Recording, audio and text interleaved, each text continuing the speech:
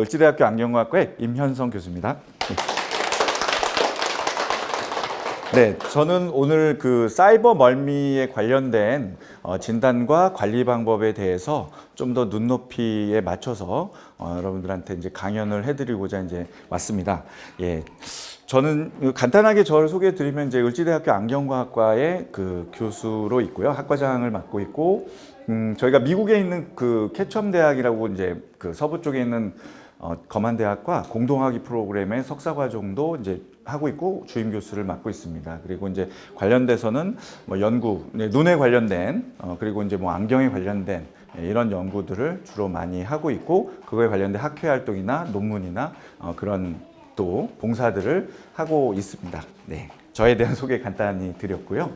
네. 지금 보시면은 오늘 말씀드릴 거는 전체적인 VR에 대한 어떤 산업적인 측면들 간단하게 말씀드리고 두 번째로 사이버 멀미에 대해서 이제 어떤 건가 그걸 조금 더 쉽게 말씀드리고 그다음에 그러면 그런 것들 진단하기 위한 어떤 것들의 과정들이 있었는가 그런 내용도 좀 말씀드리고 마지막으로 그럼 사이버 멀미를 어떻게 하면 우리가 관리를 할 것인가 어떻게 하면 좀 줄여낼 것인가 이 부분에 대해서 말씀드리도록 하겠습니다.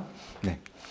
먼저 그 VR 산업에 대한 현황인데 이건 조금 뭐 딱딱할 수도 있습니다. 그래서 여러분들 아마도 그 스마트폰을 쓰고 계시잖아요. 스마트폰을 쓰고 계신데 작년 기준으로 IDC 그 국제 그 산업 평가원에서 보면 그 대략 시장 규모가 한 540조 정도 된다고 해요. 전 세계 스마트폰 시장이. 근데 이제 우리가 지금 보면 현재 VR 시장은 작년 기준으로 한 그 17조 정도 해당이 되고 근데 이제 앞으로 2026년 후, 한 3년 정도 후에 되면 한 그 66조까지, 한 3배에서 4배까지도 이제 VR 시장이 성장할 것이다. 뭐 이렇게 보고 있습니다. 그래서 앞으로 이제 스마트폰 시장과 대비해서 VR 시장도 커지긴 하겠지만 어떻게 활용될 것인가에 따라서 조금은 변수가 있을 것 같아요. 방금처럼 VR 같은 이렇게 VR을 사용함으로써 일어나는 사이버 멀미 같은 경우가 또 이제 그런 변수가 되겠죠. 예, 그런 상황들로 있습니다. 네.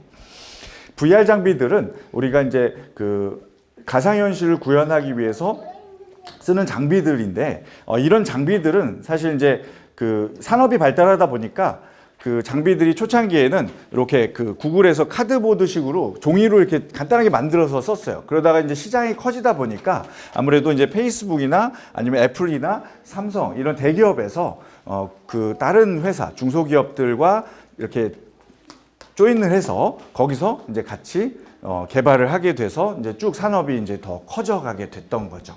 예, 그래서 뭐 회사들은 뭐 이렇게 오큘러스라든지 메타리오라든지 기어라든지 이런 회사들이 또 VR 장비를 만드는 회사들이 이렇게 대기업들과 조인해서 IT 기업들과 조인해서 이렇게 만들어져 갔다라는 정도 보시면 될 것 같습니다.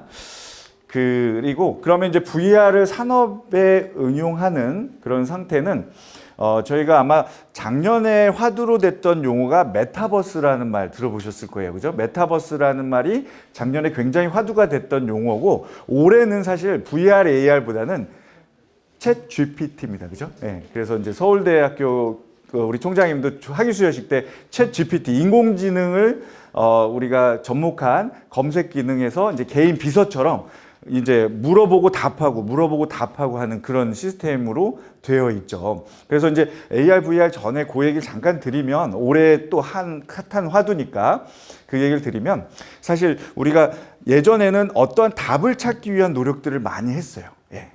그런 쪽에 연구도 많이 하고 정보도 많이 얻고 지식을 얻기 위한 노력을 했다면 올해부터 이후의 시점에서 어떤 식으로 되냐면 질문을 잘 하는 사람이 답을 잘 찾아냈고 정보를 잘 얻어낼 것이다. 그래서 이제 우리의 앞으로의 교육적인 방향도 질문을 잘 구체적으로 정확한 질문을 한 사람이 훨씬 더 빠른 정보를 얻어낼 것이다. 그렇게 이미 이제 챗 GPT라는 그런 AI를 접목한 그 검색 시스템들이 잘 가동이 되고 아마 2024년도 후반쯤 올해 후반이나 2024년도 상반기에는 그 네이버도 거기에 이제 GPT에 이제 뛰어들어서 완성 단계에서 아마 그 계속 제공을 할 것으로 지금 예상을 하고 있습니다. 그래서 아무래도 이제 그런 우리가 이제 4차 산업혁명에 관련된 기술들이 계속 도입됨에 따라서 여러 가지 이제 삶의 변화들이 일어날 것으로 보고 있고요.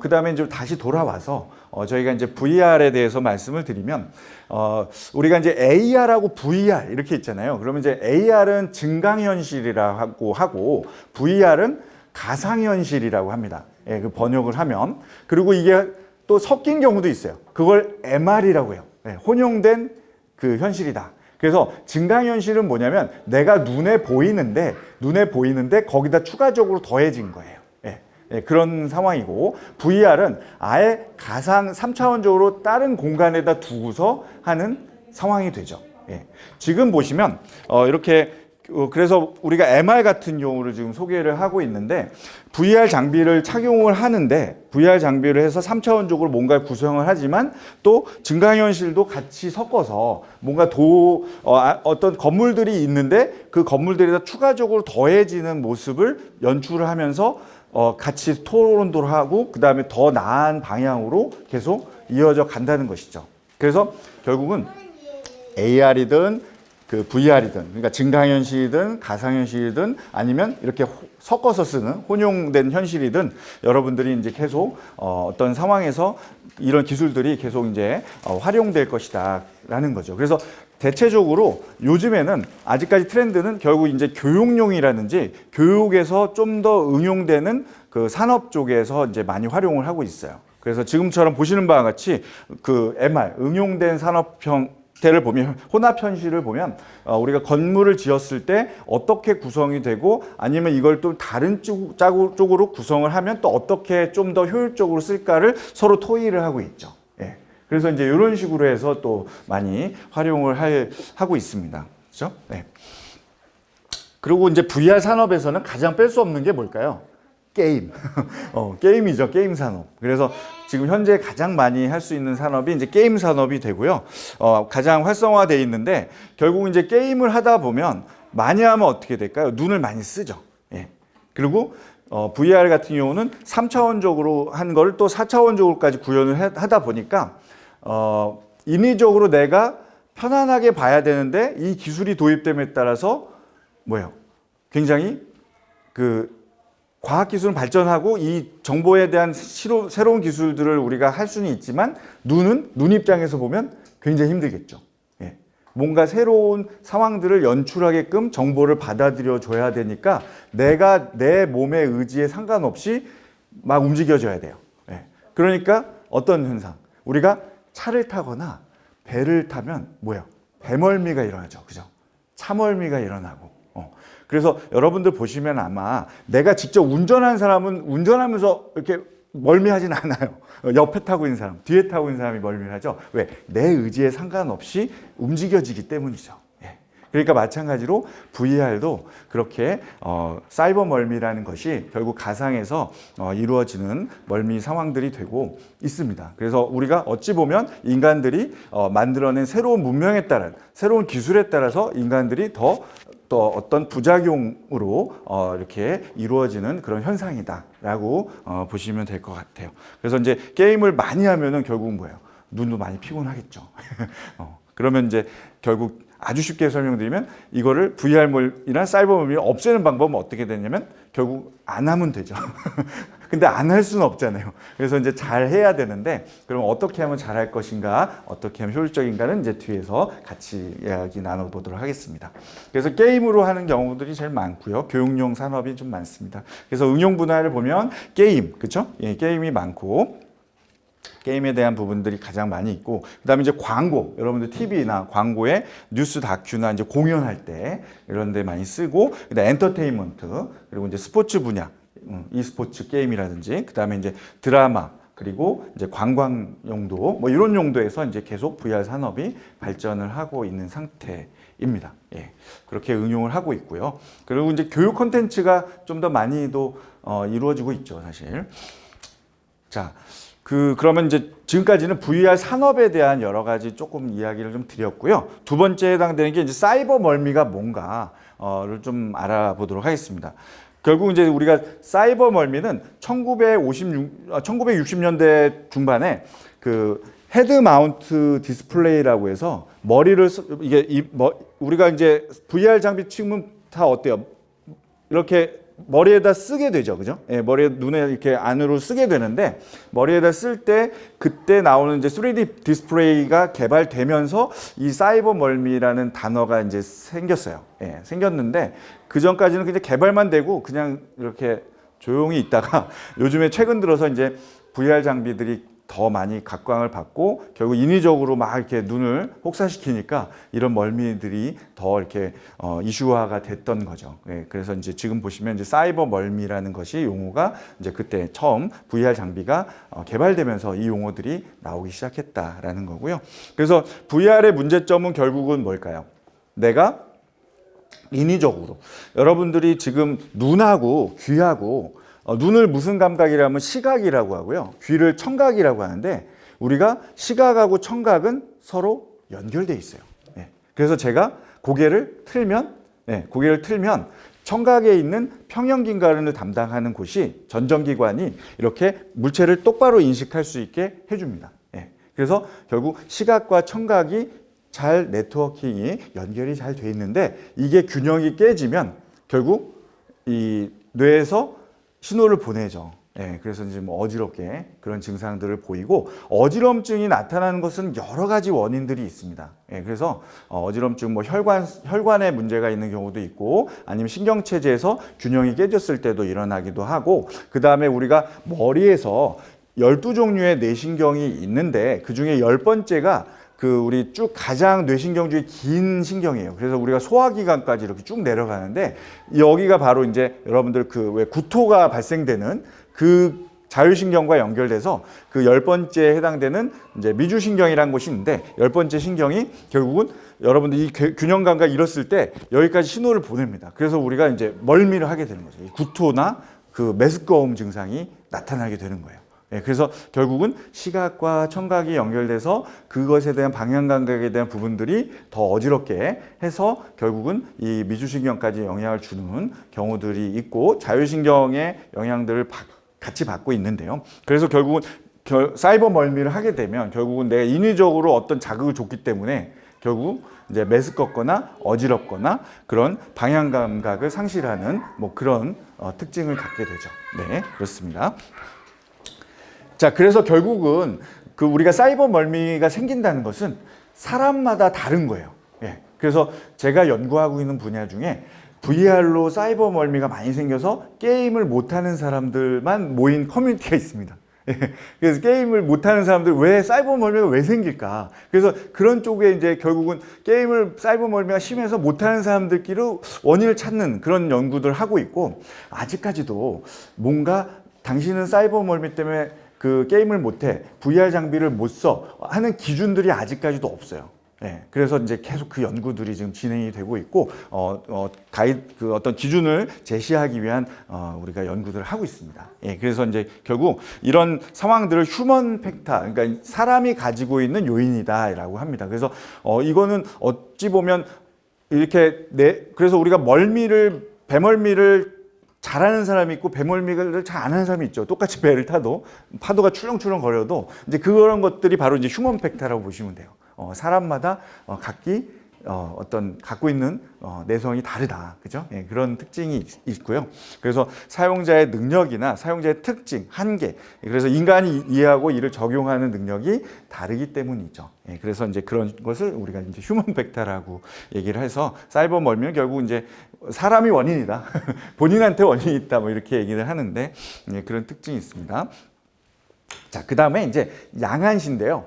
제가 이제 전공하고 있는 분야에서 학생들이 배울 때도 이 양안시를 굉장히 어려워합니다. 예, 그래서 이제 제가 외국에 있는 학자들하고도 이제 연구를 할 때 어떤 과목을 가르칩니까? 그러면 저 관련돼서 한다 그러면 본인도 이제 학교 다닐 때 너무 어려웠다고 이렇게 얘기를 해요. 그런데 여러분들한테 좀 쉽게 말씀을 드리면 양안시는 눈이 두 개죠. 물체가 눈이 두 개인데 물체를 하나로 깨끗하게 보는 기능을 양안시라고 해요. 그래서 우리 눈은 멀리도 보고 가까이도 보는 기능이 있는데 멀리 보는 기능보다 가까이 있는 보는 기능이 잘 보이는 눈을 갖다가 근시라고 하죠. 예. 가까운 데가 잘 보이는 눈이다. 가까울 근자를 써서. 그리고 멀리가 잘 보이는 눈이다 그러면 이제 원시라고 합니다. 네.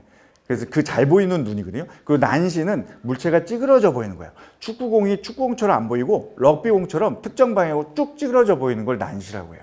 그래서 우리가 근시, 원시, 난시 이런 눈이 있는데 결국 이런 눈을 우리가 봤을 때 이제 결국 이제 이런 부분들을 개선을 해야 되는 것들이 있고 그 다음에 또 양안시, 그러니까 물체를 깨끗하게 만드는 노력을 해요. 그래서 우리가 이 안경을 착용할 때는 이 두 가지를 다 봅니다. 예, 그래서 결국은 근시나 원시, 난시도 여기서 우리가 교정을 해주지만 눈이 두 개잖아요, 그죠? 양쪽에 있는 제가 아까 말씀드렸던 대로 멀리도 보고 가까이도 볼 때 하나로 깨끗하게 보려고 자율신경에서 이렇게 계속 그냥 자동으로 우리가 초점이 맞춰지는 그 기능들이 내재돼 있어요. 우리 몸속에 있는. 근데 그게 만약에 나이가 들어서 그런 근육에 대한 힘이 약해지면 가까운 데가 안 보이죠. 네. 그런 것을 우리가 뭐냐면 노안이라고 그래요. 네. 가까운 데 조절력이 떨어지게 되죠. 내가 원하는 데를 못 본다는 거예요. 그죠? 네, 그런 특징이 있고 어쨌든 여러분들이 생각하는 데 있어서 굴절에 대한 그러니까 근시, 원시, 난시에 대한 문제도 가지고 있고 그다음에 뭐 조절에 대한 문제도 있고 그다음에 또 제가 지금 방금 말씀드린 눈이 두 개, 물체가 두 개로 봐야 되는데 하나로 깨끗하게 보기 위한 노력들에서 문제가 되는 경우도 있어요. 근데 그게 다 여기에 다 녹아 들어가게끔 만들어주는 이렇게 도와주는 역할들을 이 안경이 해주게 되죠. 그래서 그런 역할들을 하게 되고요. 그래서 사실 이제 양안시라는 것은 양쪽 눈을 바라본다. 그래서 그럼 바라보는 데서 바라보는 차이 이런 거를 볼시자에 이제 시차가 있다라고 하는 거죠. 오른쪽에서 보는 거, 왼쪽에서 보는 거. 그러다 보니까 우리가 양안 시차가 있음으로써 물체를 더 상대적으로 입체적으로 볼 수가 있게 돼요. 예, 이렇게 바라보고 이렇게 바라보기 때문에 입체적으로 봅니다. 그래서 입체적으로 보는 것을 양안 시차의 원인에 의해서 이제 입체적으로 보는데 여러분들이 3D나 아니면 VR이나 이런 원리는 이 양안시를 시차를 더 벌려내는 역할을 해요. 쭉 벌려줘야 훨씬 더 입체감 있게 보는 기능을 합니다. 그러니까 우리 눈은 우리 몸속에서 하나로 깨끗하게 볼 수 있는 시스템이 내장되어 있는데 자꾸 벌리려고 하죠. 벌리려고 하니까 내가 힘들어지는 거예요. 네, 힘들어지는 상황들이 생기는 겁니다. 그렇죠? 네, 그래서 제가 아까 말씀드렸던 대로 VR이나 이런 AR이나 이런 새로운 기술들이 나왔을 땐 이런 양안 시차를 더 벌리기 위한 노력들로 구현이 되기 때문에 사람 입장에서는 굉장히 힘든 그런 현상이다. 부작용이다. 이렇게 표현까지 할 수 있게 되는 것이죠.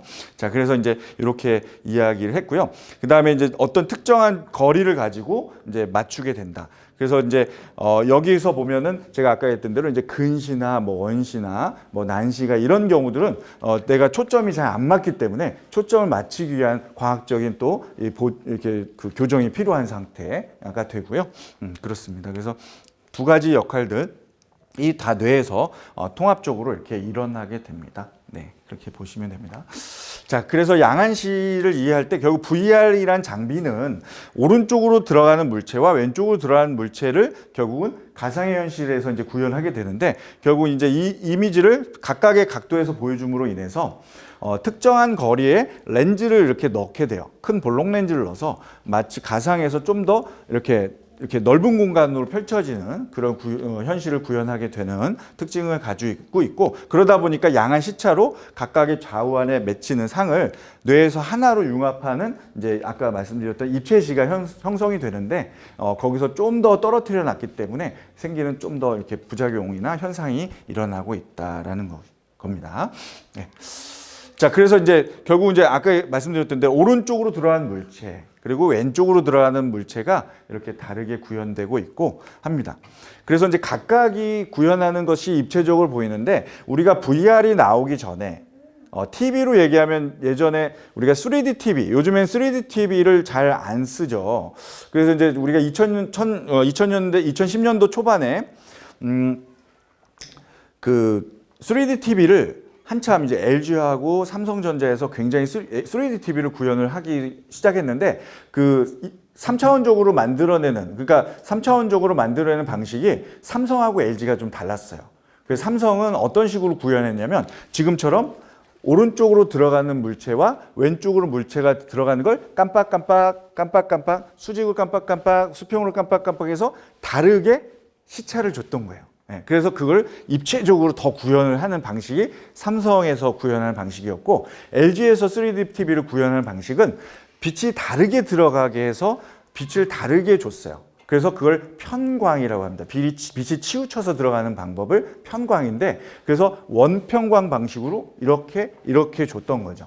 그러니까 여기는 깜빡깜빡, 여기는 편광으로 들어갔어요. 그러니까 이게 각각에서 서로 라이벌 경쟁했던 회사들이 이렇게 구현을 하는 데 있어서 결국은 어지러움증에 대해서 제가 이제 어떤 피로감이나 이런 부분에서 연구를 했었는데, 결국은 어떤 그 구현하는, 그러니까 입체시를 구현하는 방식, 3D를 구현하는 방식의 어떤 이 방식보다는 이 컨텐츠가 어떤 거냐에 따라서 더 피곤함과 어지러움이 있는 상황을 알게 됐죠.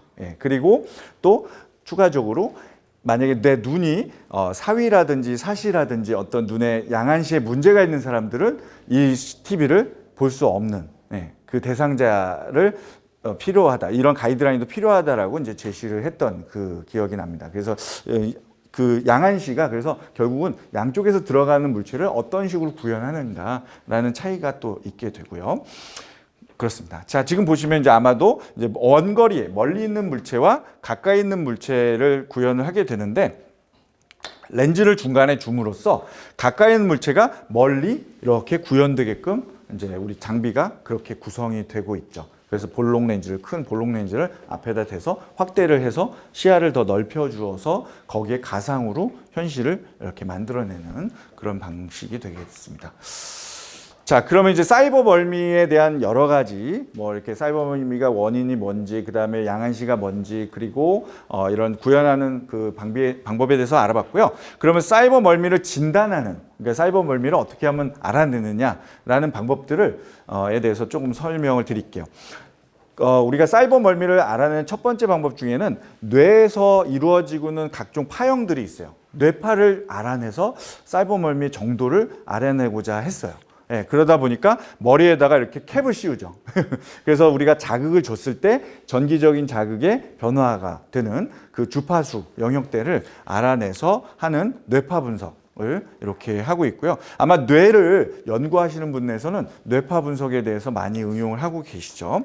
그래서 지금 보시면 이제 뇌파가 뭐 델타, 세타, 알파, 베타, 감마 이런 파형들이 있습니다. 그래서 뭔가 시각적인 자극을 줬을 때 뇌에서 그 파형들을 감지해서 어느 정도의 지금 정도가 이상이 있는가라는 이런 상황들을 이제 계속 이렇게 알아내는 그런 특징을 이제 계속 연구를 하고 있죠. 하지만 이제 이런 연구들이 아직까지도 마지막으로 우리가 해결돼야 되는 인체 조직 중에서 마지막으로 남아있는 숙제가 바로 이제 머리거든요. 뇌에 대한 기능들. 그래서 뇌에 대한 기능들이 있고, 그 기능들은 계속 연구 중에 있습니다. 그래서 계속 알아가면 알아갈수록 또 어려운 점이 더 생기는 게 아마 뇌에 있지 않을까 생각이 들고요. 자, 그 다음에 이제 사이버 멀미를 측정하는 방법이 이제 뇌파도 좀 알아보기도 하지만, 제일 먼저 많이 하는 방법이 직접 물어보는 거예요. 얼마나 어지러우니 해가지고 이제 질문지를 이렇게 해놓고 점수를 매겨요. 그래서 이제 그런 것들을 갖다가 이제 여기 SSQ라는 이제 설문지, 그러니까 우리가 좀 표준화된 설문지를 가지고 얼마나 어지럽고 이렇게 증상이 어땠고 이런 걸 물어봐요. 가장 주관적인 그 방법이죠. 그리고 이제 전기적인 방법, 아까 전기적인 방법도 했고, 그 다음에 눈에 대한 기능들을 평가하는 거죠. 아까처럼 많이 이제 양안시 있으면 뭐 양안시의 그 기능들, 이렇게 우리가 모으고 벌리는 기능들도 있고, 그다음에 조절하는 기능도 있고, 눈에 대한 기능들이 전과 후가 얼마나 차이가 났을까, 뭐 이렇게 해서 보기도 하고, 그다음에 이제 의학적으로는 혈관이나 추가적으로 보면 이렇게 혈관에 대한 생리적인 반응을 좀 보기도 하고요. 그래서 이제 결국 이제 그 헤드 마운트 디스플레이, 그러니까 우리가 머리 이마에다가 이제 VR 장비를 써서 사용한 VR 시청을 했을 때 이 눈에서 눈이 모이는 걸 이제 폭주라고 하는데, 우리가 뭐 이렇게 주문이 폭주한다 그 얘기 쓰잖아요. 그죠? 그래서 이제 눈이 안으로 모이는 걸 폭주라고 하는데, 이 폭주에 대한 그 포인트가 좀 눈에서부터 이제 멀어진다. 그러니까 다른 말로 좀 기능이 좀 떨어진다. 이렇게 표현이 되고 있습니다. 그래서 그런 것들을 이제 VR을 시청하면 그런 폭중구점이 멀어진다는 것도 보고가 되어 있고, 눈의 각종 이제 사위라든지 융합력이라든지 조절력, 조절 레그 이런 이제 우리가 이제 눈에 대한 전반적인 기능들이 좀 더 차이가 나고 있다라고도 좀 연구가 되고 있고, 그 다음에 이제 눈의 움직임에 대한 추적 기능들, 그러니까 안구 운동을 추적하는 장치를 통해서 이렇게 또 연구도 하기도 해요. 그래서 이제 우리가 눈에 붙어 있는 이렇게 겉에 붙어 있는 근육들이 한 6종류가 있는데, 그 6종류의 근육들을 그 다리 근육으로 환산하면 우리가 자고 일어나서 다시 잘 때까지, 이게 이제 다리 근육 환산하면 하루에 우리가 이 눈에서 움직이는 미세한 근육들이 마라톤을 완주하는 42.195를 다리가 완주하는 정도의 양이라고 합니다. 그래서 그 정도로 눈이 굉장히 많이 섬세하게 많이 움직이게 되어 있고, 그만큼 또 많이 움직이려면 어떻게 돼요? 에너지를 많이 쓰죠. 그래서 이제 뭐 이렇게 혈관의 변화라든지 이런 것들을 통해서도 이제 알아보기도 하고, 그렇습니다. 그래서 사이버 멀미가 이제 생리적인 반응들, 그리고 이제 안구 운동의 추적을 통해서 이제 눈에 이렇게 피곤하면 여러분도 어때요? 다리에 쥐가 나죠. 다리를 많이 쓰면, 우리 축구하다 보면 운동선수 쥐 나죠. 눈도 쥐가 나요. 그러다 보면 어떻게 눈이 막 떨리거든요. 그러니까 생각도 없이 그냥 나 가만히 있는데 여러분들 갑자기 어느 순간 눈꺼풀이 부르르 떨리는 경우도 있죠.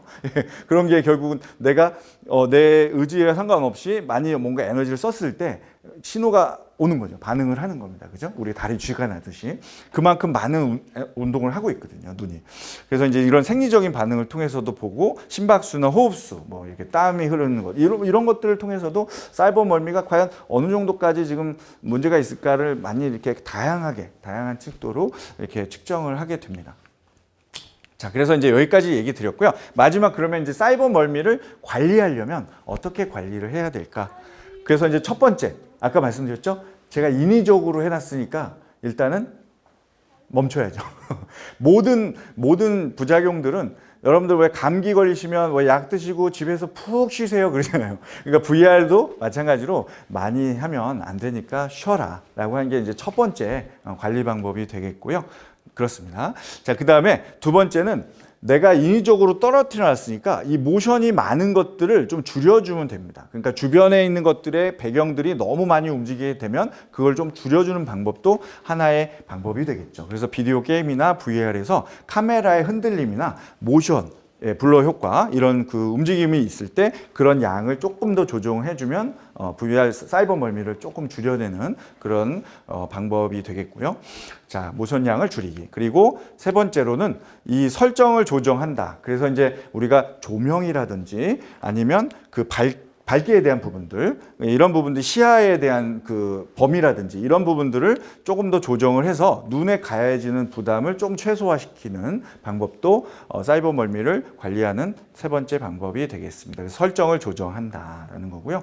자, 그다음에 네 번째로는 고정된 물체에 초점을 맞춘다. 그러니까 이제 제가 인위적으로 모든 물체들이 움직이다 보니까 제 의지와 상관없이 막 구현이 되죠. 그러니까 특정한 물체에 조금 더 초점을 맞추면 이 사이버 멀미 어지럼증이 좀 덜하게 돼요. 그렇죠? 그래서 이렇게 물체가 있을 때 특정한 위치에 고정점을 가지고 좀 더 거기를 주시하게 되면 이 어지럼증이 조금 더 이렇게 완화되는 그런 특징이 있습니다. 그래서 고정된 물체에 초점을 좀 더 맞춰줘라라고 하는 게 있고요.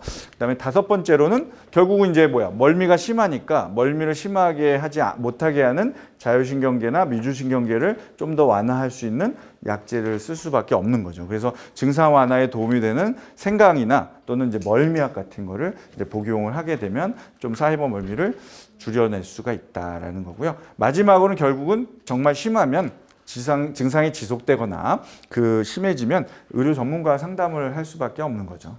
그래서 이제 정확한 진단을 보고 이렇게 관리를 해야 한다. 그래서 이제 전체적인 것은 제가 말씀드렸던 대로 총 6가지 방금 이야기를 드렸는데, 결국은 이제 우리가 인위적으로 떨어뜨려서 막 그걸 구현하다 보니까 그걸 일단 좀 안 하게 하는 게 가장 좋고, 만약에 꼭 해야 된다라고 하면 이렇게 모션량 줄이기나 설정을 조정한다든지 고정된 물체를 좀 바라보게 한다든지 아니면 약물을 좀 보조적으로 쓰는 방법들, 그리고 이제 전문가 상담을 하는 방법, 이렇게 6가지의 방법으로 말씀을 드렸습니다. 그래서 지금 전반적인 상황들에 대해서 제가 이제 지금 준비된 슬라이드는 여기서 마치고 제가 질의응답을 받는 시간을 또 추가적으로 같이 가도록 하겠습니다. 자, 이상 경청해 주셔서 감사합니다.